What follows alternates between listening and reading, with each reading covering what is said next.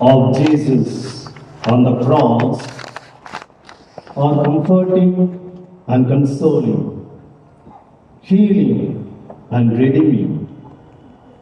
But at the same time, the same wounds are also challenging us.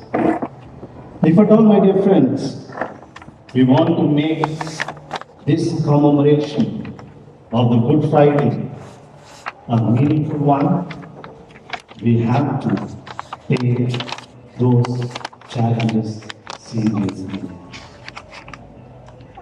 My dear sisters and brothers in Jesus Christ, we listen to the long narration of the Passion, about 20 minutes. We were standing.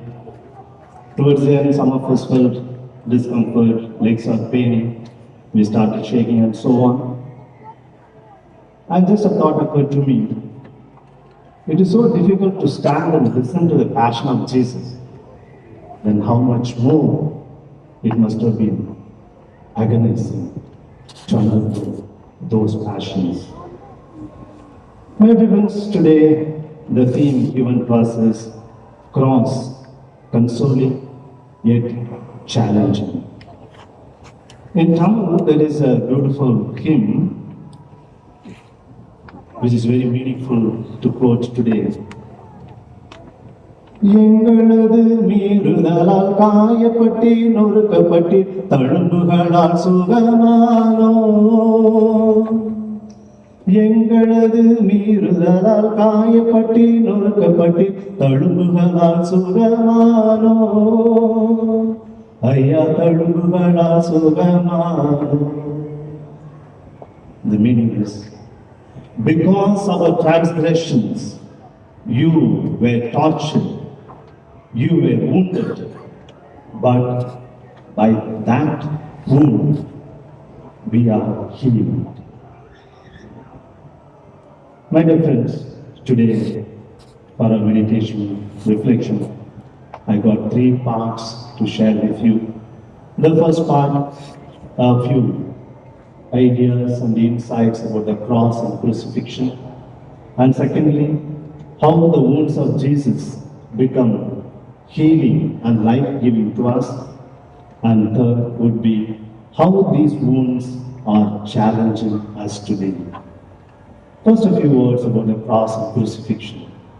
You know, there are different types of crosses. The familiar popular one is that what we see, it's known as Latin cross, where the horizontal beam is at the top, then the vertical beam. There is also St. Peter's cross. It will be just upside down. The horizontal bar will be at the bottom. You know why? Because St. Peter was crucified upside down. When he was martyred, he said, I am not worthy to be martyred, crucified as my master Jesus, so crucify me upside down. And there's also called St. Andrew's cross, the patron saint of the school. The cross will be like the int mark because he was crucified that way. And there is also Celtic cross. There will be a circle around the cross. There is also known as Greek cross, which is just a plus. On the medical shops, you find that sign, plus that is known as Greek cross. There are different types of crosses. You know, in the time of the Old Testament, cross was used only as an instrument to display the dead body of the criminal. For example, we find in the book of Deuteronomy chapter 21, only the Colossians used the cross as an instrument of killing the criminals by crucifying the criminals either by tying or by nailing. And Jews adopted this practice. And there were cruel ways of crucifying the criminal. There was no any particular manner or way in which it should be done. It was left to the cruel imagination of the executioners to torture the criminal. And they used to nail the criminals not on the palms, which we find normally on the cross, but the nail would be on the wrist. The wrist, because the palm, the weight of the body cannot bear, the body can fall down, so they put the nails on the wrist. And they used to keep some wooden plank at the hip to support the body. They used to nail the legs also. And generally a plate was kept at the top of the cross to indicate the crime for which the criminal was crucified. And in the case of Jesus, we know Pilate kept Jesus, the King of Nazareth, the King of Jews. And the criminals were given a sort of sour wine to alleviate their pain, because it would be excruciating pain. And the criminals were left to die on the cross for several hours or even days. They would die of thirst and hunger. Usually the crucifixion is followed, it is preceded by flogging, as in the case of Jesus. Generally they are weak and they die. And in the case of Jesus, he died within 6 hours, though the tradition says he was hanging on the cross for 3 hours, but the scholars say he must have been there on the cross for 6 hours, because he was already exhausted, no food, no drink, and lot of loss of blood because of flogging and so on. So he must have died. On the day of Sabbath, the dead bodies would not be on the cross, so they break the legs of the criminals, they fracture it, and they kill it, in case the criminal is not dead by then. But in the case of Jesus, was already dead, so they did not fracture the legs. Jesus must have carried only the horizontal part. That was a custom. Though we see in the pictures Jesus carrying the whole cross, both horizontal and the vertical. But generally the criminals carry the horizontal part on the shoulder and take it to the place of crucifixion. Jesus also must have carried it. But that also would have been very painful, because the wood would be not very varnished or very smooth, but it would be a rough wood, and having that on the shoulder. Once Jesus revealed to a saint, generally we think of 5 wounds of Jesus, but Jesus said to that saint, you think of the 6th wound, which was more painful perhaps than the other wounds, the wounds on the shoulder. Because when you carry such a big log, the skin on the shoulder will be bruised and the bones will be exposed to the log, and it will be excruciating pain. My dear friends, this cross was a sign of crime, action, or punishment. It was abominable, disgusting, intolerable. As St. Paul says, the cross was stumbling block for the Jews and foolishness for the Greeks. But for us, the Christians who believe in Jesus, who have been saved by His cross, the cross becomes a sign of victory, because death has been overcome by the cross. With the touch of Jesus, cross has become crucifix. Going to the second part, how these wounds can be healing. My dear friends, Blaise Pascal says, the heart has its own reasons, which the reason does not know. The heart has its own reasons, which the reason does not know. When there is love, there is room for sacrifices and sufferings. When the love becomes unconditional, the sufferings and the pain also become limitless. That is what happening on the cross. Sometime back, in a family, the father died, only the mother and the girl, and the girl was doing her college studies, about 20 years old, and her birthday was fast approaching. She told her mother, Mommy, I'll bring my friends on my birthday, you make this snacks, that sweets, that sandwich, etc.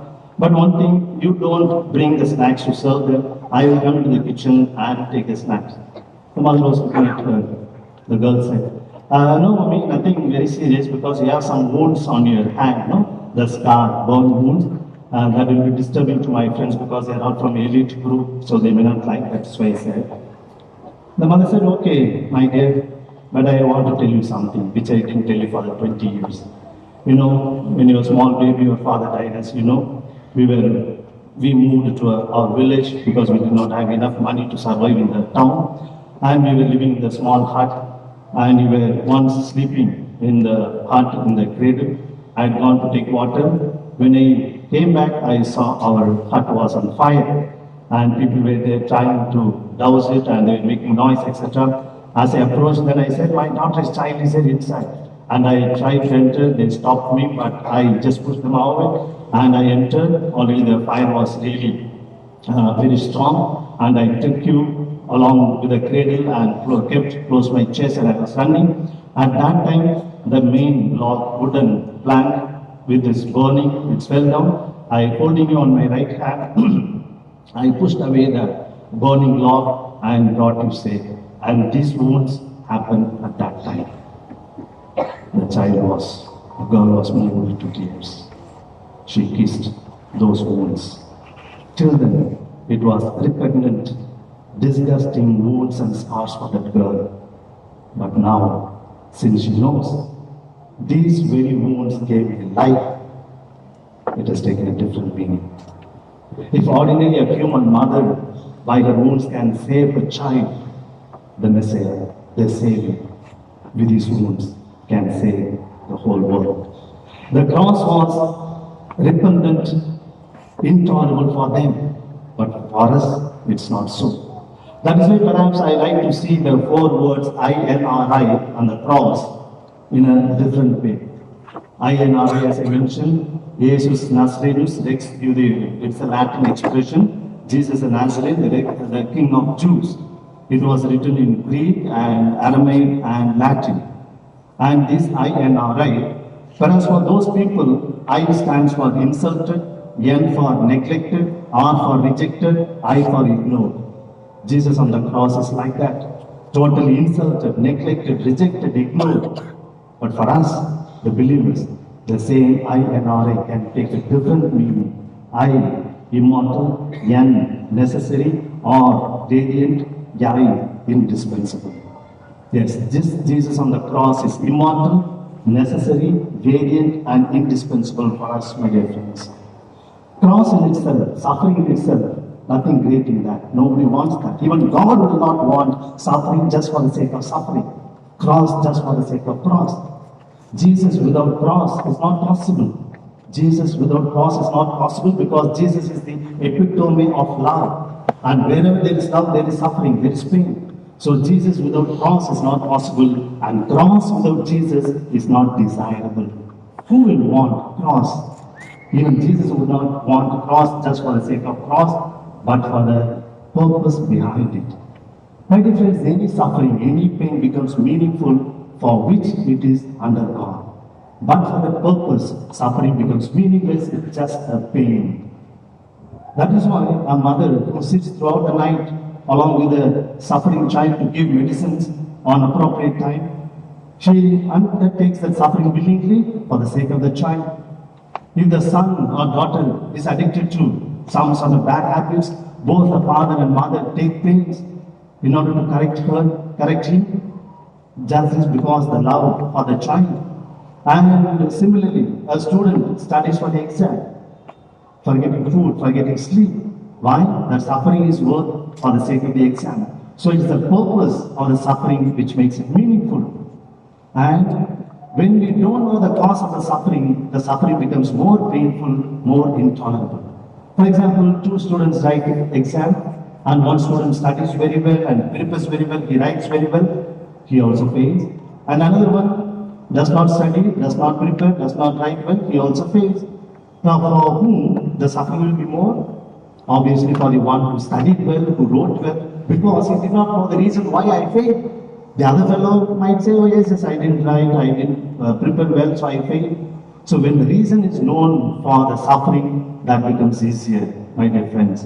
And Jesus' suffering become meaningful, saving, healing, comforting, because he knew why he was suffering, and the same wounds, my dear friends, today challenge us also. That is the third part of my sharing. Cross, perhaps we are spiritualized too much today. We just see it as only a spiritual sign, a symbol. It is true, but it's not that only. Sometimes we have made even cross an ornament. We see some boys and girls wearing that as ear. It's really very sorry. At least we, Catholic Christians, should not do that. We can wear it with devotion as a dollar chain, so it is closer to the chest, to the heart. But just to make it a decorative article, it's very bad. And this cross is a dangerous memory, my dear friends. because it reminds us for what Jesus was crucified. Jesus, as a 30-year-old young man, 33-year-old young man, he was not crucified, condemned, not for his any crime of his youthfulness, not because he did something unacceptable in the society, etc.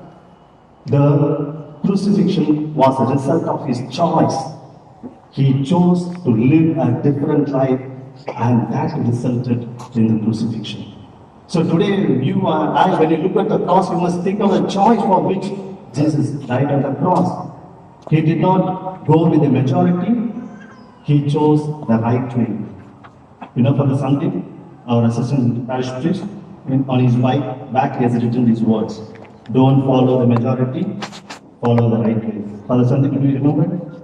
Because he is driving forward, so you may have to look at the back. Okay? So Jesus died because of the choice. He did not follow the majority, he chose the right way. Had he taken the majority, had he lived like any other young man of his times, 2000 years back, like any other young Jewish young boy, perhaps he would have lived for 80 or 90 years, he would have had his own family, 2 or 3 kids and grandchildren. But my dear friends, after 2000 years, you and I would not be sitting here and remembering in Jeyard, the great man died on the cross. He died because of the choice. Had he lived like any other Jewish young man, the world would have forgotten him long back. Usually, we avoid the challenges coming from the cross. When do you think there's a large crowd or congregation, people come to the church? On which feast? One is on Christmas, big crowd, and another bigger crowd, bigger congregation when?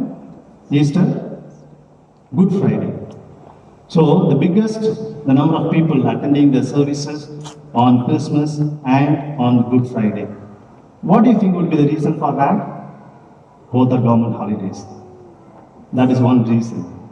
In my opinion, I think that Jesus had these 2 occasions.